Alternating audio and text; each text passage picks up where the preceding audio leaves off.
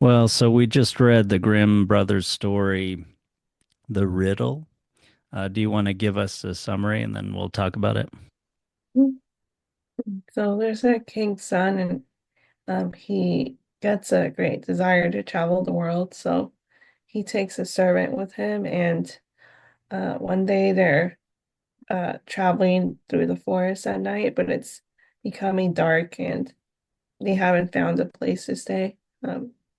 So they encounter a maiden, and they know that she's very beautiful, um, and they speak to her and ask her if they can stay overnight at her house or inn. I'm not sure which one it is, but she accepts. But then she tells them um, that her stepmother is a witch and that they need to be careful because um, she will try to harm them. Um, Yeah, not and eat and drink anything, I think. yeah, yeah, and she warns them to not eat or drink of anything that she may offer.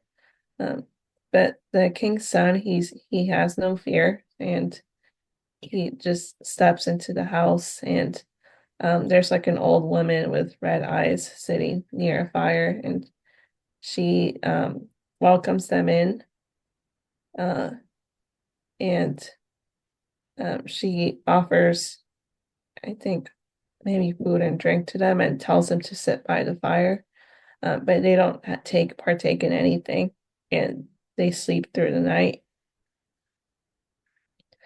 When it's morning, the king's son and the servant, they're preparing to leave, and um the witch says to wait and that she'll bring them drought, I think, or it's just something to eat or something. Mm. That's what I assume it means. So Or when she, something to as she drink. yeah, as she like goes back into the house to obtain it, the king's son just rides away on the horse because he knows he's still following the warning. um and the witch comes out and the servant is still there, I believe. And she tells him to take this to your master. It's a good drink, um, but it's filled with poison.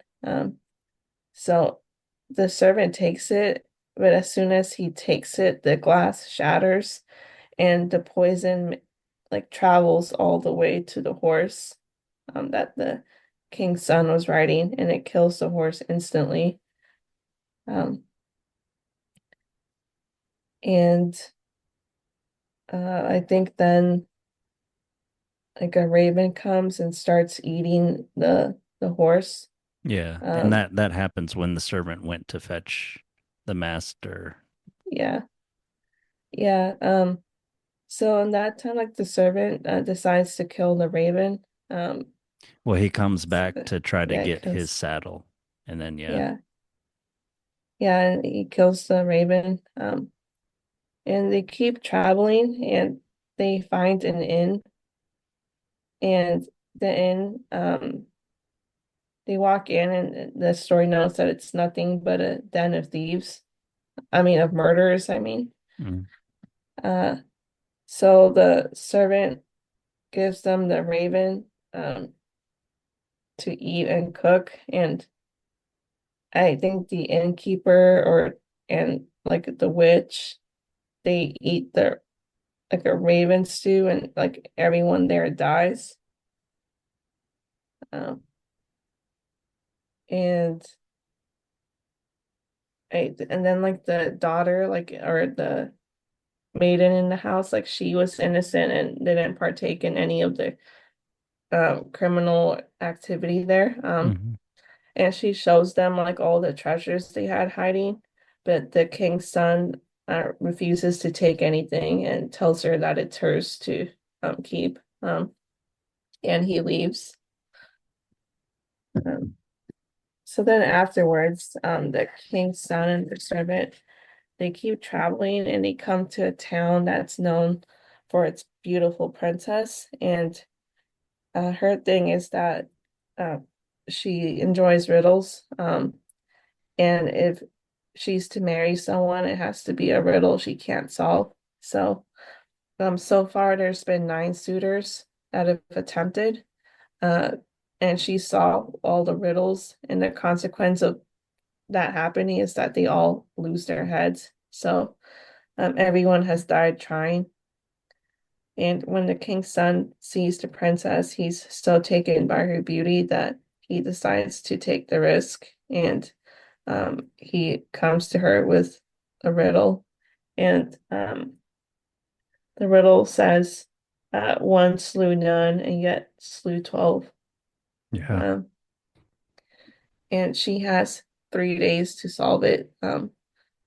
Uh, so on the first day, the princess, assumes that her servants will be able to hear the king's son speaking to himself in his sleep about the riddle, and she plans to find out that way.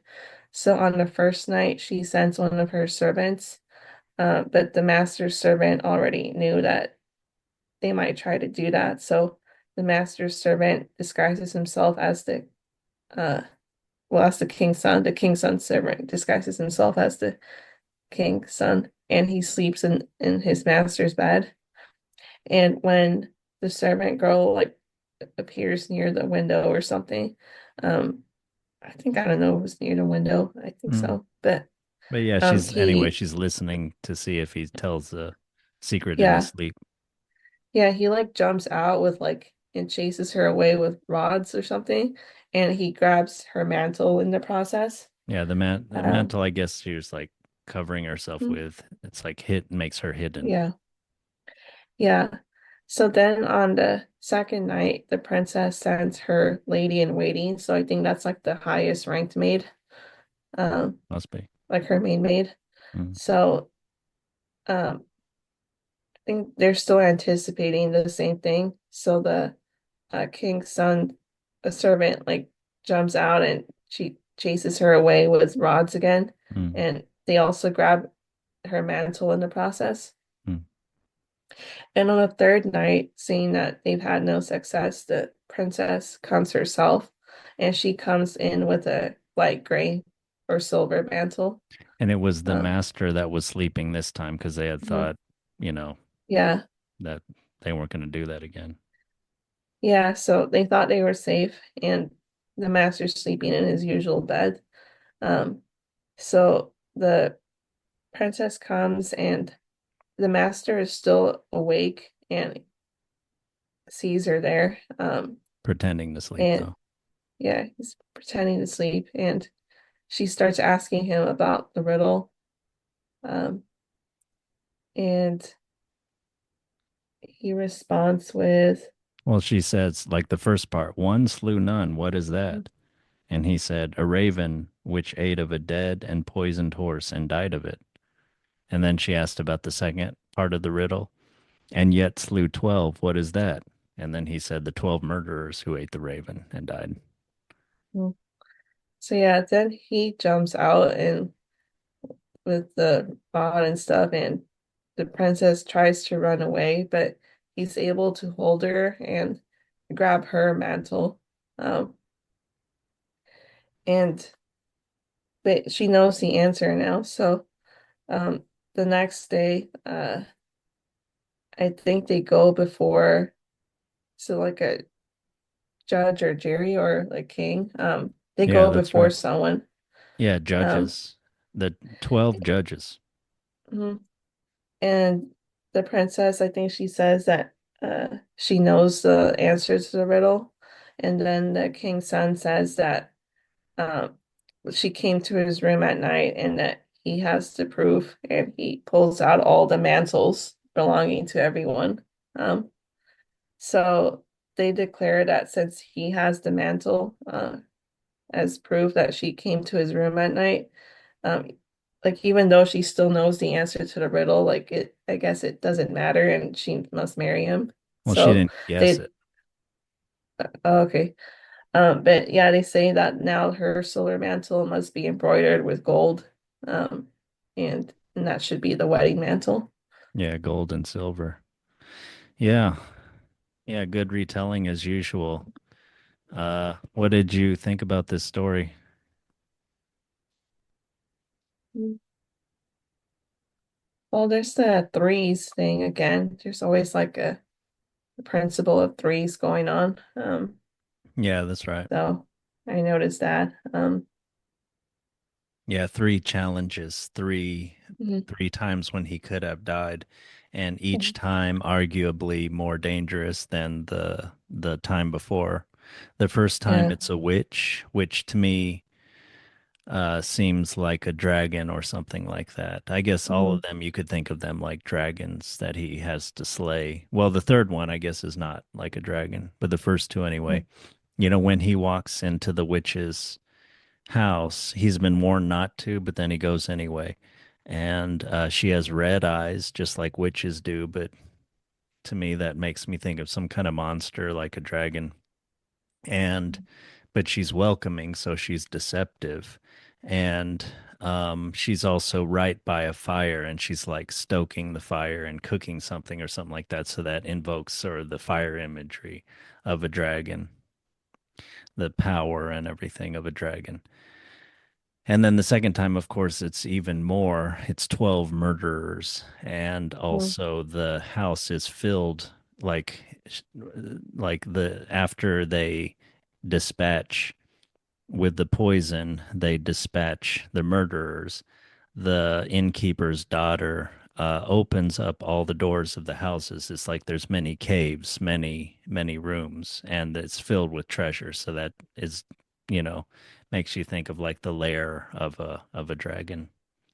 But I think probably in medieval and modern times, there's probably like some kind of identification of like dragons and witches, as some kind of hoarding, kind of everlasting, unnatural, tricky kind of evil being. And then Yeah, and then like the last challenge is not like a witch, but a princess, so that's unusual. yeah, Kind of way, but she gets 9 people killed, so yeah, so yeah, she is like yeah, some dangerous kind of that way. Yeah. yeah, yeah. This is quite the risk-taking kind of intrepid prince.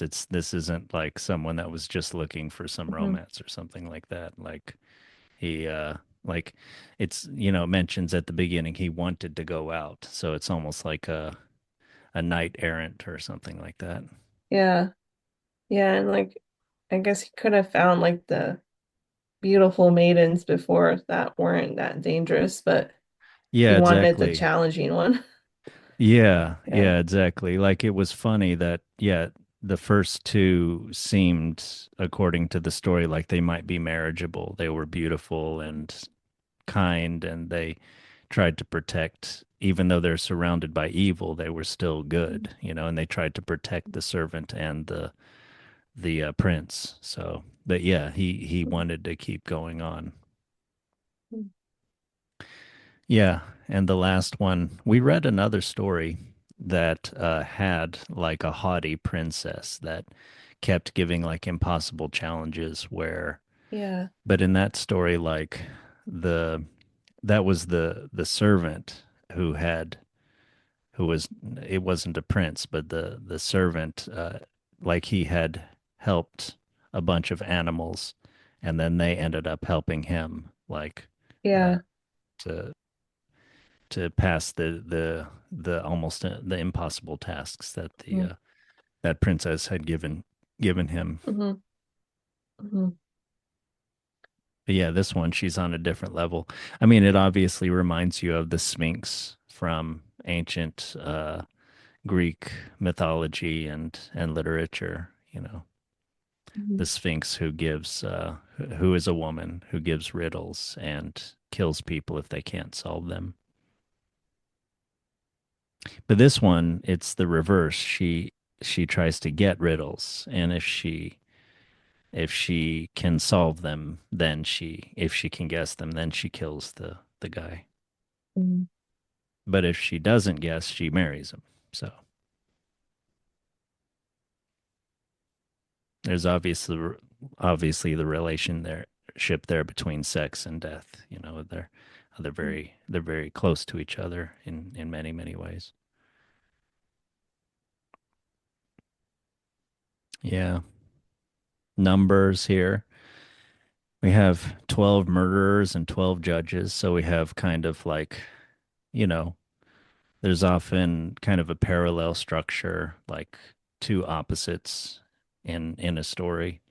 I think J.R.R. Tolkien has that in his stories, and you probably see that in a lot of folk tales. You see it here. It also mentioned that he was blinded by the riddle loving princess. He was blinded by her beauty. So there is this sense of which this prince loves to go into the unknown. I characterized him as like risk taking. He likes going into a place where he's been warned, like you can be killed. Like he sets off in the beginning of the story because he just wants adventure, so that's going off into the unknown. And then into the first house, like she mentioned to him, like this is a very dangerous place, you could die, and he goes in. And then the second place, he goes into a den of murderers, and the third place, he also goes into a place where this person has killed nine, but he's the 10th and he succeeds. Yeah. Yeah, and I wonder if there's anything numerological about 9 and 10. Yeah. Have like any kind of meaning. Um, 10 commandments. I mean, 10 is somehow a complete number, I think. mm, I think 12 is as well, 12 apostles in the Bible, 12 months of the year. mm, I don't know. Yeah, I've heard the Lord's numbers in Western culture, sort of like maybe three for the Trinity, seven days of the week, and maybe other mm, things, and 10 and 12, 10 commandments, 12 apostles. I don't know. And that has something to do with six being Satan's number, which is like mm, Satan tends to be a twisted version of God, and six is not quite seven, but I don't know. What else do you think about this?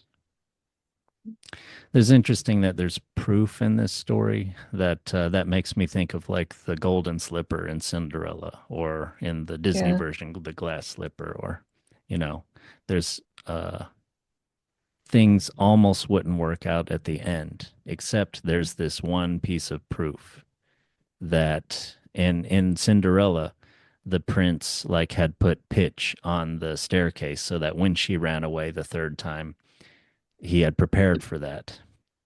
Mm, He uses a stratagem to try to gain proof, and then to later on, this is proof of her identity that, you know, disproves that her sisters are herself, because their mm, feet don't fit into the slipper. But here too, these mantles prove that the prince did was visited in the night by the she didn't guess the riddle. She yeah. like she said she would. She tried to cheat. Yeah. I guess like just mantles and just head coverings in general kind of, represent like innocence and kind of purity in a way. But Yeah, having yeah. those mantles kind of proves that there weren't so much and that they're kind of grown women now. The princesses are grown women and kind of ready to be married off. Yeah. Maybe there's something about immaturity there where one wants to stay a child and to be able to play a child's games, and the taking of the mantle is a kind of forcing them to become adults or something like that. Mhm.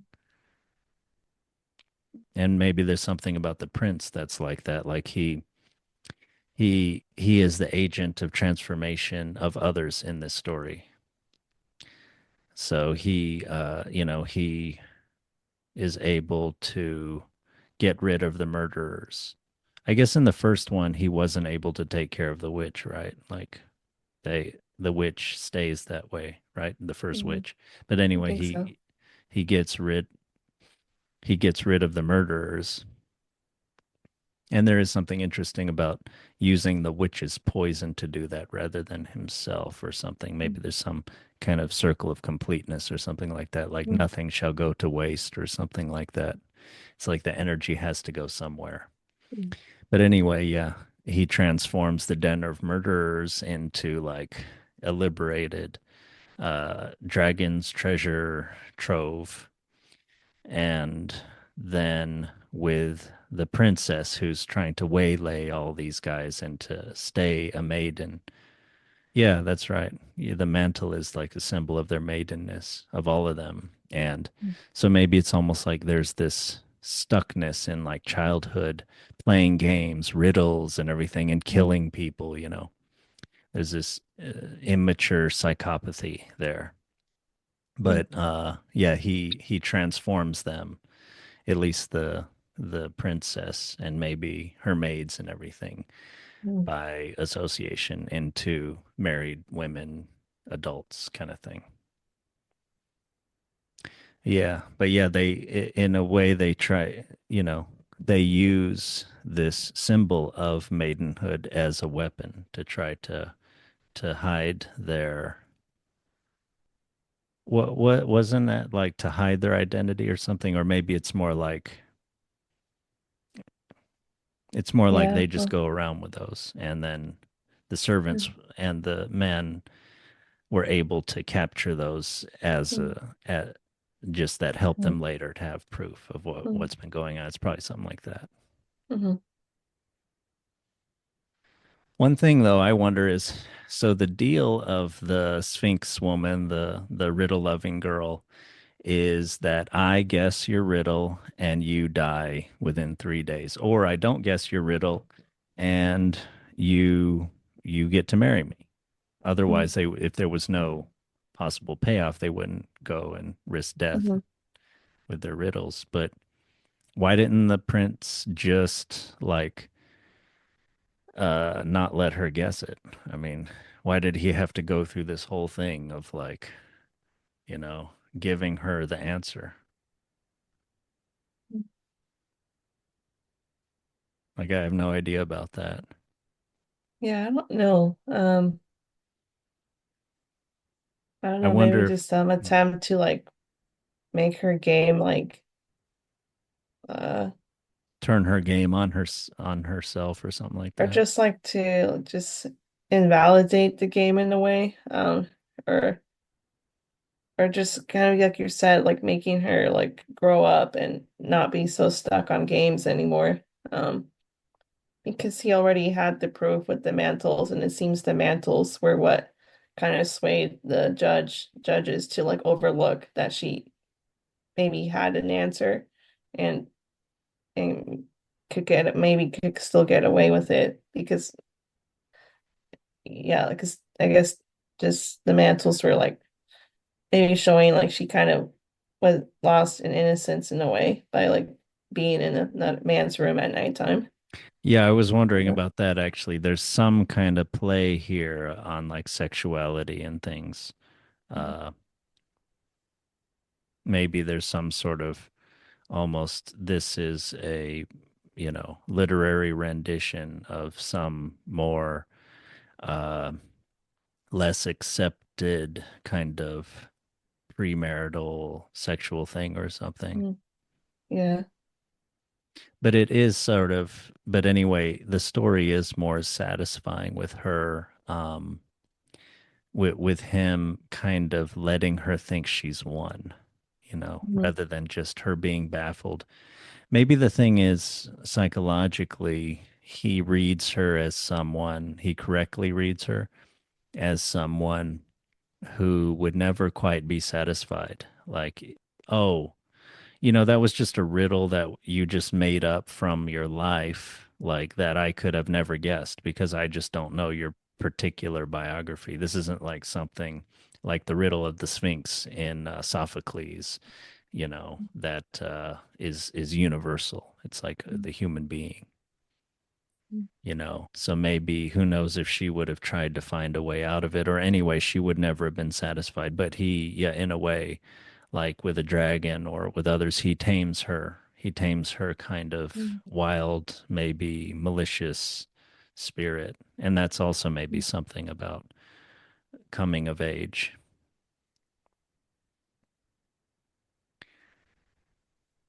Yeah. Yeah, and there's a, economy of language at the conclusion where in the conclusion everything wraps up in like three sentences. The judges come and she gives them the answer to the riddle, and so we'll continue her story of like this is the 10th guy that I killed, and you all thought it that maybe I wouldn't guess it, and it took me 3 days, yes, but I guessed it, and here's the answer. But nope, here's the proof that the that that it's ill-gotten gains, that she did not actually guess it. I told her the answer. So maybe it's in a way, yeah, like I said, it's a mastery of her or something like that. But anyway, yeah, that wraps up the story real quick. So then they say, okay, so in this proceeding, the meaning of it is not to give you your kudos for guessing the riddle and then to kill this guy, but no, you have to marry him in that mantle that he brought forth. Yeah, in these stories, it seems like, yeah, there's a lot of things that have double meanings. Like the mantle is first uh, a symbol of her identity because it's a gray woolen, misty gray mantle that identifies her as that distinguishes her from her maids, and later the judges are able to use that to identify her, and it signifies, as you were saying, like her maidenhood as well. And then it's used as proof that get she did not guess the riddle, but actually tried to cheat and to try to listen in on him just saying it in his sleep, which is in a way like some kind of spell, maybe. Like she's trying to get the answer from him when he's in an altered state. And there's probably some kind of parallel there with the other three lodging places in this story, with the witch's lodging place, the innkeeper, and now here. This story does seem to be about, yeah, finding home, finding a place to rest your head, but then, it being a den of scorpions, it being a place of danger. But yeah, yeah. And then, yeah, that mantle is then transformed into a symbol of everything changing for her and him. He's not going to wander around slaying dragons, so to speak, anymore. And she's not going to kind of ravage the land by tempting men with her beauty and then killing them. But now, with that mantle, which is now transformed a little bit with gold and silver embroidery, now becomes a symbol of her, yeah, marriagehood, and maybe becoming, since she is the king's daughter, um, becoming a queen, and taking on responsibility and whatnot, helping others, and becoming a kind of home, you know, for her realm, rather than a black hole that's sucking people in and dispatching of them. Anyway, yeah, yeah, economy of symbol. But you seem kind of tired. You still have any more thoughts? Not so far. Okay, okay. Well, yeah. Do you want to talk any more about this, or you wanna go for now? Yeah, I'm good for today. Okay.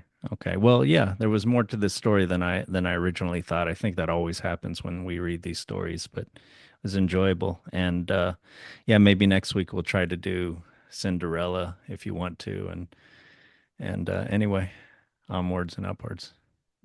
I hope you have a good night. Me too.